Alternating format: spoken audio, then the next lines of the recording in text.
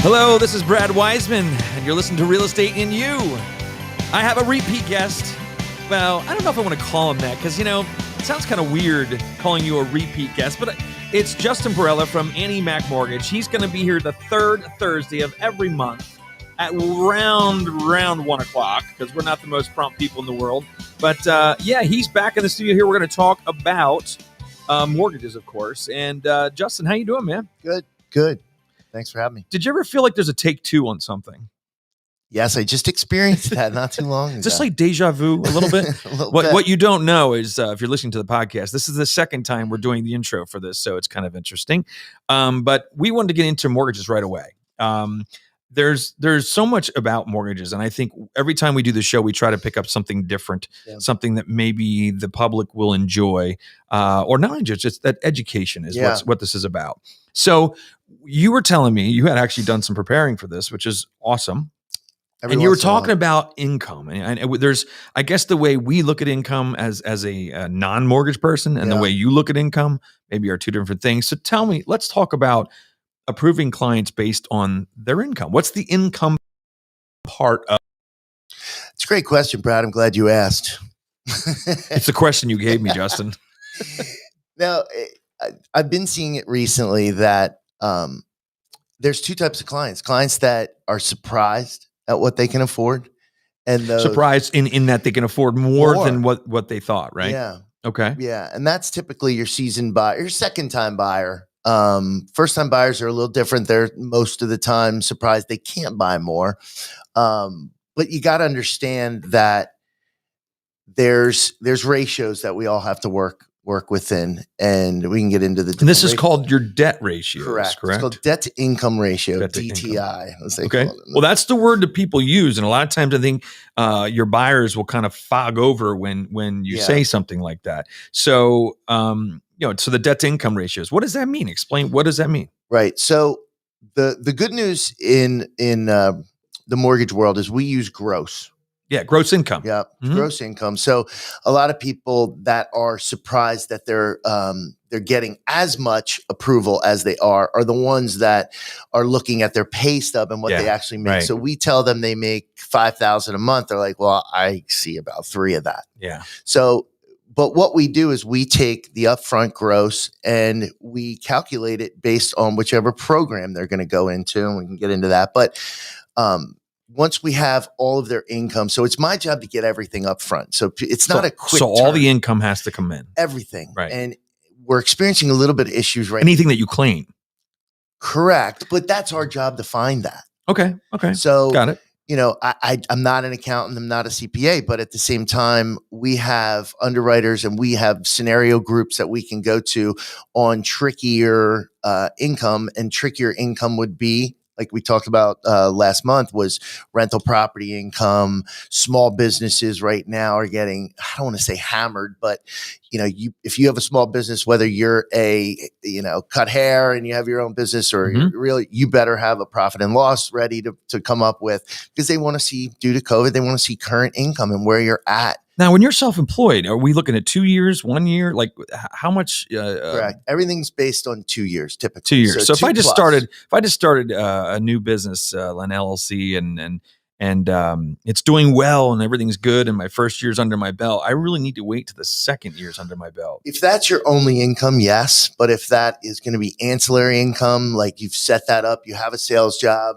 Yeah. And you're making a commission with that, and you do it for 2 or 3 years, and then all of a sudden you decide you want to sell Tupperware, right. And then you're going to create an LLC. Yes, for us to use that income, you would have to be doing that consistently for 2 years. Now, on the flip side, how can that hurt you? Mm-hmm. Well, we have to show it. So if it's on your tax return, even that 1 year, and you're showing them big loss, that's got it. Because when you're talking about business, you're going to be taking out the expenses of what that. Yeah. So it could actually be a negative number. Correct. Which 1,000%. is not so good. It's not just extra income. So what I'm learning is you're using gross, not net. So when they tell you what their income is, a lot of times people might even tell you their net. Because they're sitting there going, well, my take home is probably $25,000. Well, that means your gross is probably 40. Correct. With taxes the way they are. And that's why it's so important. Like when we ask clients for documents, it's not just Not to be nosy. Or to fill a bucket. I mean, it is in the underwriter's eyes, but that's after we've calculated all the numbers. But W-2 for anybody that's a W-2 employee it's pretty straightforward. Right. Got That's what they make. You know, it's on there. It's on there. There's no hiding anything. There's no, and they're not deleting, they're not taking expenses out or anything like that. Typically not. Yeah. So that makes sense. That makes sense. So, okay. So we learned a little bit about that. The ratio thing has to do with also your expenses, right? The debt to income, because we're talking debt and we're talking income. So car payments and things comes off of your income, right? Correct. So the way we look at it is the gross income minus your debts and then whatever the percentage is. So if it's 50%, then you take that number and divide it by that. And so let's just use 120,000 you make a year is 10,000, obviously a month gross. Mm-hmm. You take that number and your car payment's 500. Your let's say you have a personal loan for 500. Mm-hmm. That's 1,000. So now you $9,000. Let's say you have another 250 in credit cards and then student loans. So all that is getting deducted, and then based what's left over divided by or multiplied by the percentage we can approve you for is what your max payment can be. Got it. Yeah, that's important stuff. So, and this is why it's so important for people to get pre-approved when they're looking at a home, because there's a lot of things that go into it. And like you said, I think many times people are surprised by what they are actually qualified to purchase. Doesn't mean you have to use all that. Right. I mean, I tell people that all the time. You still want to be able to go out and eat at McDonald's sometimes, Yeah, we try to put it in perspective of, what do you feel comfortable with? That's the first question. If I have a client that's going to be approved, let's just say for a $500,000 mortgage, but they want to move in to be a little bit more reasonable, I'll let them know where I think their sweet spot is, but ultimately the client's got to make the payment, not me. Absolutely. Yeah. You gotta be comfortable. And like I said, you want to be able to do other things too, Correct. So you had, some of the other things that you had written down was, about cosigners. This is, we've had dealt with this before, the whole cosigner thing. What does a cosigner mean? And I think also on the other side, do cosigners know exactly what they're getting into when they cosign? They should. They should. Yeah. It's tough because if you're in a position where you need to ask somebody for help to piggyback on their income, there's two ways it can go. They can have there's three. You can have good income and good credit, or in some cases we have clients that have good income but bad credit, or vice versa. Right. Right.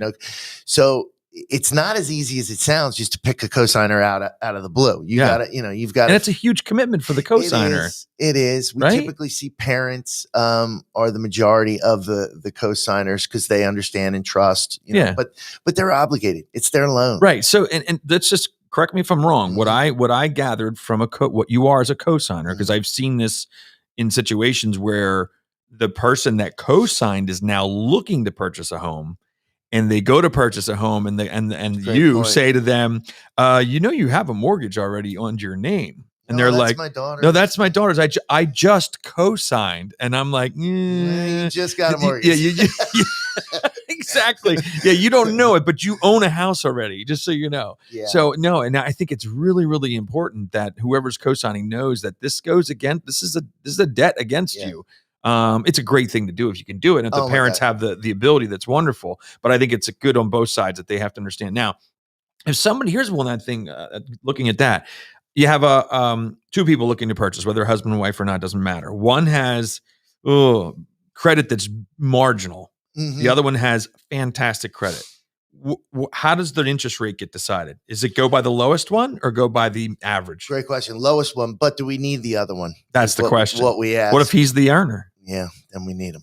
So then you need him. So so you need the higher earner because of the income. Yeah. And but the credit's going to be the interest rate's going to be based on, or the program, because at that point it could be FHA. Correct. Right. So that brings up a couple great points. So yes, we do use it's a big misconception. Well, they have higher credit, so we should. Let's average it together. Yeah, I wish. Yeah. But it's not. And just to go into that a little further on the cosigner, the one thing that I try to do, and just to go back real quick, is I try to make it as temporary as possible. Gotcha. So for example, if I'm putting a cosigner on it could be because they've only been in their job for a year and a half, and their wife's been in for 2 years, but the other party, the husband and wife, the husband's going to make more income in a half a year. Well, let's look to refi them off. Let's get you in the home and refinance you off. So that's one of the things I try to set expectations on. This isn't for life that you're signing this cosigner. You're not a cosigner for life. So, and we did that recently on a deal. I know we did. Yeah. We did that recently. I remember it was a couple that we had to bring a parent in, and they helped them out, which was great. But they're going to be hopefully refining soon, to get that person off, and then bring the wife. It could back be credit. Maybe their credit. Think about it this way: their credit might have been below a threshold that we couldn't approve them for a certain better program. So we added a mom to be able to remove one of the income people that had lower credit, but they're working on their credit and their credit goes up. Or if you add them to the mortgage and they pay on time, their credit's going to go up. So it works a couple different, it's going to help you. And if you can co-sign it really, if you can get that. If you can. Let's move on to the next one. And we could have actually talked about this in this conversation, but the ratios are different depending on whether it's FHA or conventional. And this is what, sellers ask me when we get these offers that come in, multiple offers, what's the big difference between, FHA and conventional? As a seller, what's the big difference? And I always say one of the things is the ratios. They allow more debt. The debt to income ratio is higher with FHA than it is with conventional. We can use more of your income on FHA, and that's why first-time home buyers, it's a good program for them. And FHA is not a swear word. It's a great program, but we talked about it. FHA versus conventional. For some reason, sellers are not for some reason. Well, it's a competitive market. So in a competitive market, extremely competitive. I shouldn't just say competitive. Extremely competitive market. Off the charts. It's off the charts competitive. Because right now, FHA, it's as great of a program as it is. And it's people in the past, most of our sales were FHA for the longest time. Because it was a lot of times a better rate. You could include more of your income. It was more forgiving on credit scores, all those things. Now, things have changed. And that's only because, doesn't mean you're a bad buyer. Nope. It's just because it's so competitive. And what happens is, when you have a choice between conventional and FHA, when all things are equal, price is the same, no inspections. It's a good question. What if it's not equal? What's the if I've got an FHA and I'm $5,000 over ask and conventional, are they taking the conventional even though it's $5,000 less, or are they taking the money? If it's over full price, I'm taking the conventional. Oh, and you know why? Because you got to worry about the appraisal. There's no money because you're looking at 3.5% down. So there's, if especially if the conventional is 10%. Or 15% or 20% down. Gotcha. Now that there's a spread there that if it doesn't appraise, still come we have some money we can come up with. So FHA is not a bad thing. It's a good loan. It's a great loan. It gives a lot of people opportunity in the past, and still to this day. It's just because the market is so competitive, it's getting picked apart. That's really what's happening. And for the buyer, the only difference that they see above that is the mortgage insurance, which on FHA, if you didn't know, it does not go away. So mortgage insurance is something you carry on your property until you have 20% equity. At 20% equity on a conventional, once you have that $100,000 home, mortgage is $80,000 or lower, that mortgage insurance goes away. On FHA, you have to refi out of it, which again, let's say you have a cosigner.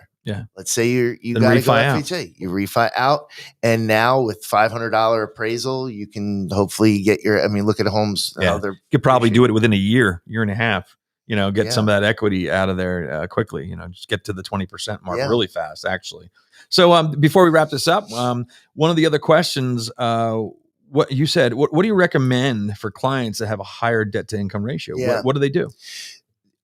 I tend to get this a lot because I grew up in the financial business, but helping people with these things before I got into mortgages. So one of my stronger suits is making sure that I can work with the client to get them into the best program as quickly as possible. So in this case, FHA to conventional, I want to try to get you conventional if we can't make it work. But one of the ways we can make it work is to look over your credit report with you, Mhm. identify which are the higher payments, not necessarily the higher balances, but Payments. the payments. I tell people that all the time. It doesn't matter if you owe $1 million. If it's only $10 a month, that's all that matters. Correct. Yeah. Correct. So by structuring it that way, and in some cases, they want to put 10% down. Maybe it makes sense to put 5% down and pay that car off with the other $5,000. That's a good idea. So, and that's another thing. That's why it's good to come into somebody like you who's sitting there looking at the big picture. Mhm. You get all the information in. It's like anything. Let's bring it all in. Yep. Let's put it on the table. And let's look and see what makes the most sense. Yeah, and it's not just me either. I just want people to know, like, I have a team that helps checks and balances. So that's important to know too. That you're not just getting me. I always you got Trish. You got it's Trish and what's the other girl's name? Abby. Adrielle, Yeah, I have they're all partners. Yep. Yeah, they're great. They They're do awesome. a really good job.